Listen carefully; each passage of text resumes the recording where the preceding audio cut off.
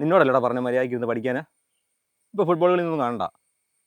ആ, നീ മേടിക്കും മര്യാദയ്ക്ക് ഫോൺ വെച്ചിട്ട് പോയി പഠിച്ചു. എന്നാടാ പിള്ളേരുമായിട്ട് ഒരൊടക്ക്? ഒന്നും പറയണ്ടെന്നേ.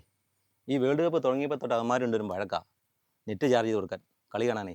എടാ അതിനിപ്പോൾ എന്നാടാ ചാർജ് ചെയ്ത് കൊടുക്കടാ, പിള്ളേർ കളി കാണണ്ടേ? എൻ്റെ പൊന്നടാ, നെറ്റ് ചാർജ് ചെയ്യണമെങ്കിലുണ്ടല്ലോ 790 രൂപ ആവും. ഈ പണിയും പൈസ ഒന്നും ഇല്ലാത്ത സമയത്ത് ഞാൻ ഇവിടെ നിന്ന് ഈ 100-800 രൂപ ഉണ്ടാക്കാൻ? അതുള്ളതാ. അതും പോരാഞ്ഞിട്ട് കളി തുടങ്ങുന്നത് 12 മണിക്കും വെളുപ്പിന് 3 മണിക്കും.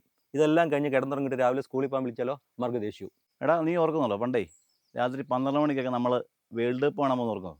ആ പിന്നെ ഓർക്കുന്നുണ്ടോന്ന്. എടാ ആ പ്രദേശത്ത് ഒരു വീട് ഉണ്ടായിരുന്നു, ടി വി ഉണ്ടായിരുന്നത്. നമ്മൾ രാത്രിയിൽ ഇങ്ങനെ ചിരട്ടയിൽ മെഴുതിരിയൊക്കെ കത്തിച്ചിട്ട് പതുക്കെ പതുക്കെ പേടിച്ച് പോയതോ അല്ലേ? അന്ന് ഞാൻ, പിന്നെ ഇവന്, രാജേഷ്, അൻസാരി, അങ്ങനെ ഞങ്ങൾ എല്ലാവരും കൂടി പോയിക്കൊണ്ടിരുന്നത്. ഞങ്ങളും അങ്ങനെ തന്നെയായിരുന്നു. കുറേ ദൂരം നട്ടപ്പാതലായിക്ക് നടന്നു ചെന്ന് അവരുടെ ജനലിനകത്തൂടെ കളി കണ്ടുകൊണ്ടിരുന്നത്. അതെ അതെ, ഒറ്റ കളി പെടത്തില്ലായിരുന്നു.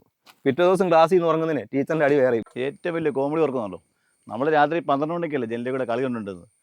കൂടുതൽ ഒരുത്തൻ മാത്രം ടി വി നോക്കത്തില്ല, അവൻ ഇങ്ങനെ ചുറ്റിനും എല്ലാം വീശിച്ചുകൊണ്ടിരിക്കും. പ്രേതോ പിശാചോ വരുന്നുണ്ടോ നോക്കാനല്ലേ? അതെ, അതൊക്കെ എന്നെ രസമായിരുന്നു അല്ലേ? എടാ ചില ദിവസം നമ്മുടെ ശല്യം കാരണം അവർ മെയിൻ സ്വിച്ച് ഒരു ഓഫാക്കിയിട്ടുണ്ട്. അങ്ങനെ ഒരു ദിവസമേ നമ്മൾ ഫൈനൽ മാച്ച് കാണാതെ വിഷമിച്ച് വന്നു, നീ ഓർക്കുന്നുണ്ടോ?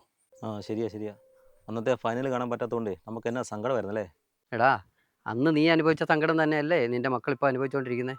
എടാ നെറ്റ് ചാർജ് ചെയ്ത് കൊടുക്കടാ പിള്ളേർക്ക്, അവന്മാർ കളി കാണട്ടെ.